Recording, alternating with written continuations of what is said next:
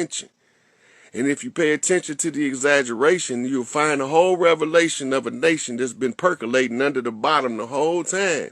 Talking in ghetto code, did it eat that, as motherfucking Gil Scott would say. Right? So the parents got a language. The children got a language. They don't always speak the same language, but the children normally know what the parents is talking about. Right? On them, wow. Words of wisdom. Wow. And so, this is what we do. I look at all of the conflicts in history, and I noticed that there's a lot of different causes for conflict, but there's a better cause for peace. You see, you gotta have two sides to fight a war, because when the people are used as the weapons, you take the weapons out of the equation. When the weapons are no longer in the equations of war, then they can't destroy us. They can't crush us. Peace. So as I sit back and I observe, I remember when I was a little boy, we'd be at the basketball court. There's always somebody that want to be unruly, ignorant, foolish, irrational, and hard to work with. Right? So when we played basketball, what we would do is we take our ball and go. Take our ball and we would go home. This had a kind of odd effect that I noticed. Be a whole bunch of trash talk, but within short order, if a ball don't show up, everybody go home. They go on their separate ways. You know, you got some stragglers that sit around and stay where they at. Don't want to make no moves. They just want to stay stagnant, but that's fine. They still can't play ball. They can stay at the park on the basketball court, but they can't play ball without a basketball. And those who own the basketball is aware of this. They know this. But if the person who owned the basketball is unaware that he can take his ball and go home, and it would cripple the whole game. He don't have to tear nothing up. He don't have to fight nobody on the court. He don't have to fight the bully. He don't have to slap the little guy. All he had to do is just say, hey, man, get my ball. I'm going home. And he go home. Everybody going to be looking at him crazy. But guess what? Everybody end up going home if no other balls come. Now, expand that on a massive scale, like globally, right? Let's just say that America, no, let's say we don't even use country we in. We want to use two countries that don't got nothing to do with us directly.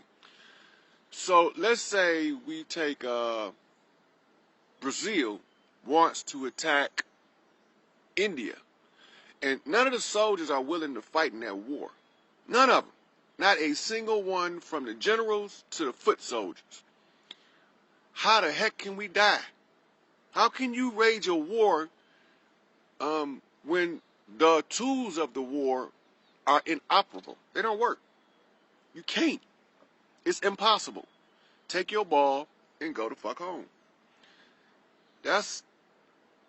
But you would have to have a call for a specific type of unity across various borders. You would have to have a call for unity that would embrace so many people that when people take their ball and go home, everybody go home. They already know what it's about. They already know what it's about. It's about the march to peace. And the march to peace sometimes is a family-oriented event. Go home. Play with your children. Kiss your wife. Hug your mama. Get wisdom from your father. You know? You don't have to always tear things apart, shred stuff. It's a reason for all of this chaos is because we keep allowing it. The easiest way to stop the foolishness and the ignorance, the easiest way, is all of the mothers tell your child, we ain't fighting for these animals. Because they have to be animals to pit us together to fight us like animals. And if they're going to put us together and fight us like animals, they have to use something against us that would allow us to do that. And the greatest tool in the history of the world is divide and conquer. Now, we've been thinking that there's been one nation versus another nation in these wars. That's absolutely not what it is.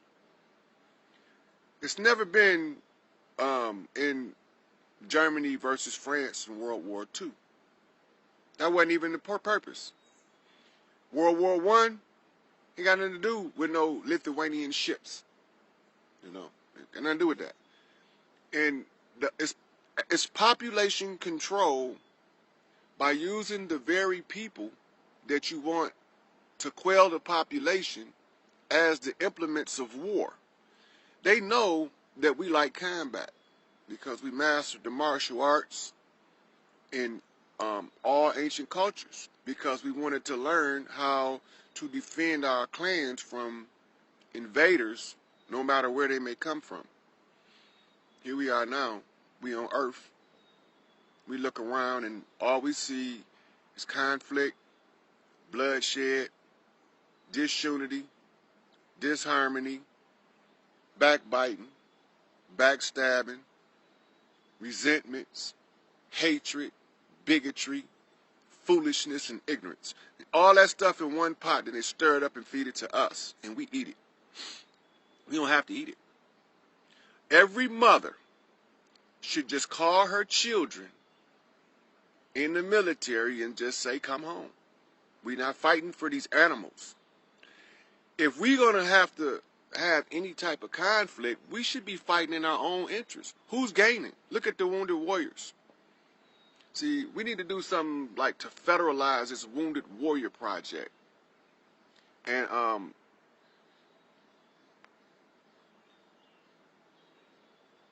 right, but that's the whole point. It was a trick from the beginning.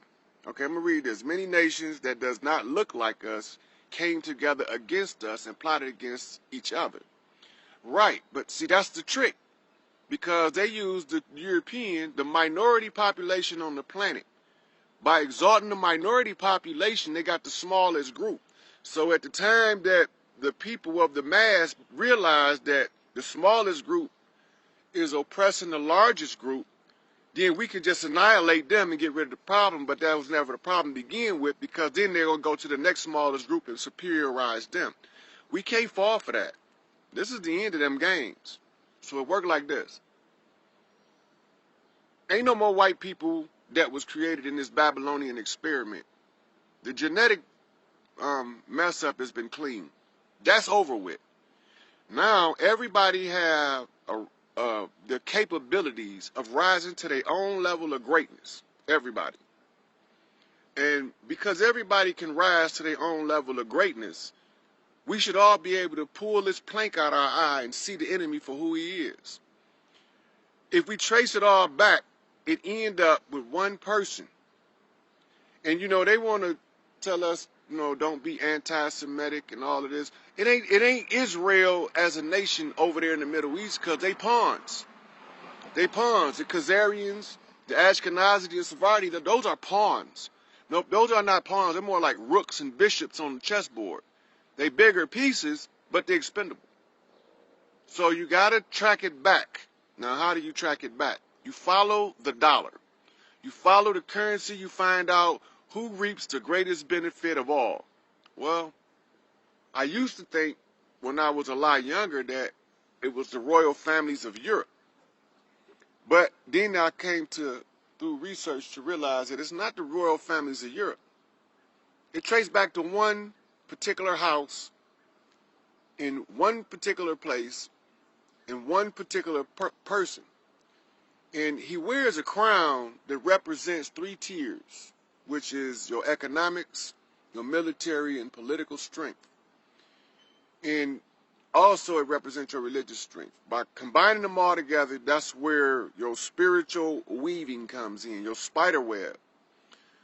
So if the world want to know who's responsible, you got to find out who's claimed right of all of the souls on earth to undermine the rights of the people who own their own soul. Now remember, your U.S. Constitution says, nope, your Declaration of Independence says that you have God-given inalienable rights. That means that nobody can't take them from you, but they can trick you out of them if you surrender them. They can trick you into giving up your rights. But there's somebody on this planet that filed paperwork in 1301 to capture the souls of the people. And it's the same one person that seats all of the royalty and confirms them and gives them the appearance of being the problem. Now, the royal families do have things that's going to be dealt with, like adrenochrome in the drinking of baby blood that's prohibited. And you don't know that Queen Elizabeth is not still alive. She's been dead. That's an imposter that they're using over there, so they don't want nobody to know. She's gone. And Pope Francis makes mockery of every single human on earth. He is the animal. I told y'all at the close of the age, I would pull the curtain off the man who stands behind it, pulling the strings in the land of Oz. His name now is Pope Francis, but it's the same symbiote who jumped body to body for thousands of years so he can survive eternally. And he wants to deprive you of your eternal life by allowing his host to live as comfortable as possible. But he have to have a certain biological signature trait. And this certain biological signature trait allows the symbiote to attach. Now, if you go back, you probably won't see it very far back in history, but when they see the Pope, they tell you there's a meeting of, what you call them, bishops, and that they are all in there voting and negotiating who would be Pope. That's cool. It makes sense, but it ain't true. You see, they got a period of time where they have to go through different blood types and genetic signatures in order that the symbiote can actually cleave to the host.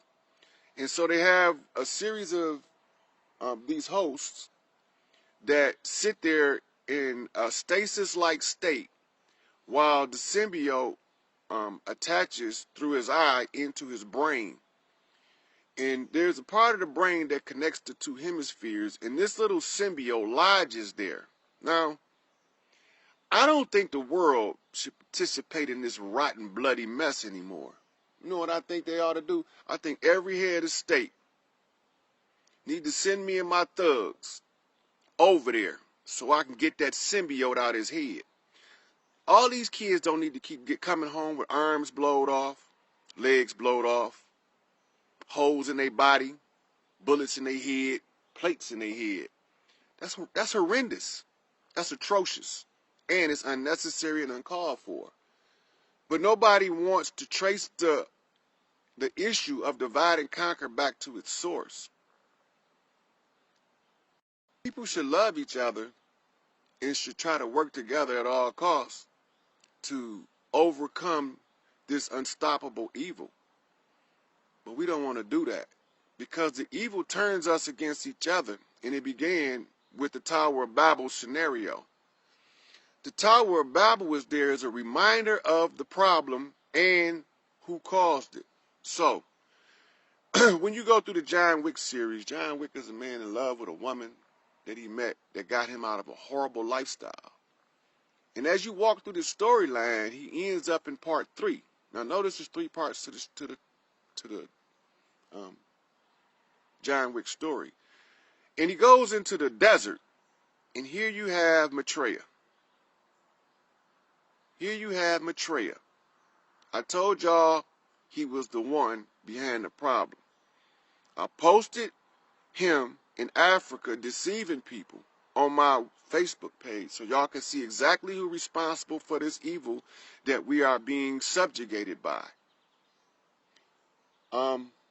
Also, his pawn or his queen is the Pope. Check that out. His queen is the Pope. Now here's the analysis that you understand what you're dealing with. If you go back in history, you will notice that before 325, there was no such thing as what we call the Catholic Church, because Christendom hadn't been established yet. It was established by Pope Constantine. Pope Constantine needed the believers, the faithful, the Almoravides, the defenders of the faith.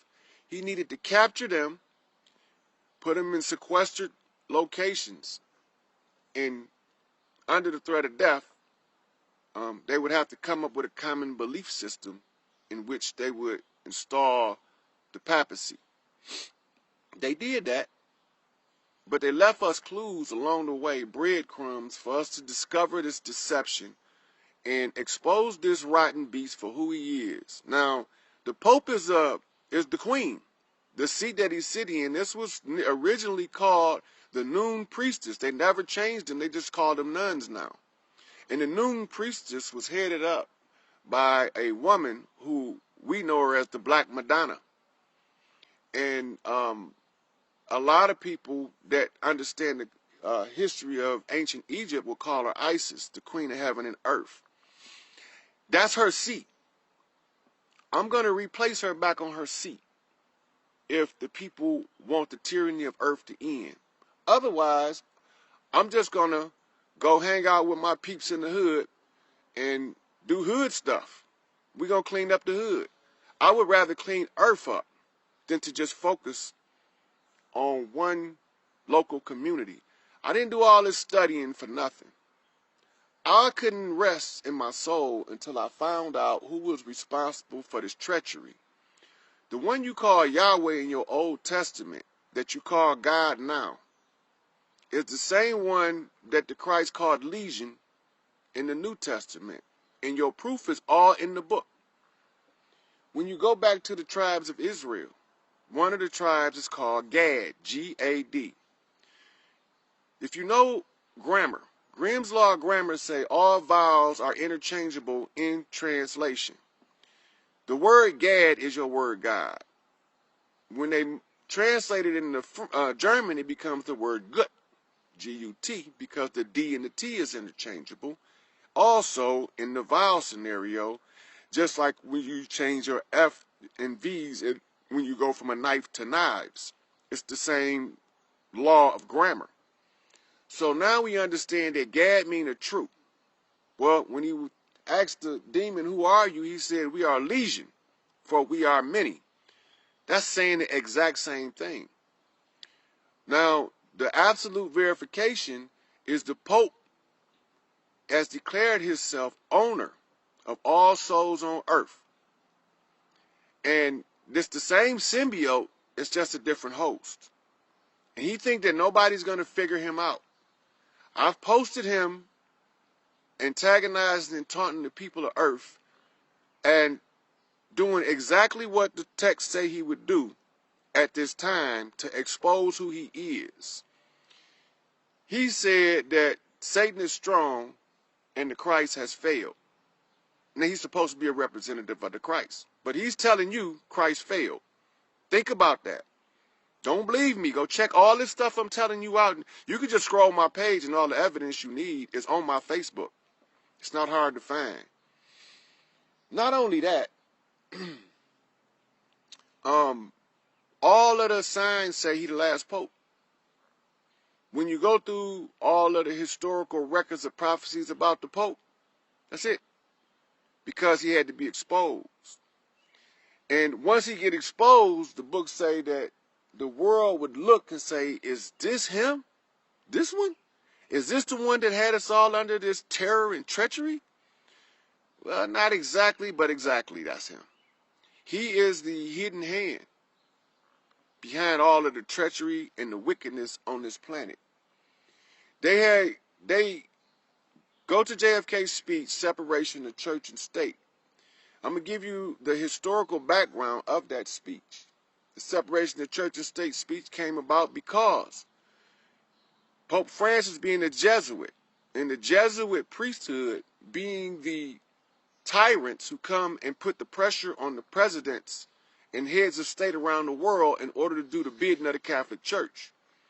Mind you, this is not a condemnation of every Catholic priest, but the pedophile cult of priests, they all his. You want to see a righteous priest? All you got to do is go to Chicago. Father Pfleger fight for the rights of the people. So that don't mean that all of the Catholics are bad. See, that's how they get us. Because they take a minority to shine a negative light on the majority. We done with that. This is a new era. We're going into the Aquarian age, the age of water, the age of spirit. And the Bible say that if you're going to worship the Creator, if you're going to worship, you need to worship in spirit and truth. Well, we're going into the Aquarian age. That's pure spirit. All we got to do now is marry the spirit of the Aquarian age to the fervor of the truth. Now, I wouldn't want no nation like to bomb the Vatican. That wouldn't be cool. I'll just take me a couple of these thugs and clear the land over there around it. I go in there myself because I would like to drag that sucker out into the square, cut that symbiote out his head, hold it up for the world to see. That's what's been causing all of Earth's problems for thousands of years. Thousands of years this little rotten bastard been causing problems. You see, it worked like this. The Yahweh dude, he's calling himself Maitreya over in Africa. Scroll down my page, couple months, you'll see all the information, all of the verification that you need to prove exactly what I'm saying so you don't have to just accept my word. One of my teachers said, if you're going to use right knowledge, you got to use the facts. And, you know, in the system we in, they believe in facts. And so, scroll down. Look. Tell me what you see. Maitreya was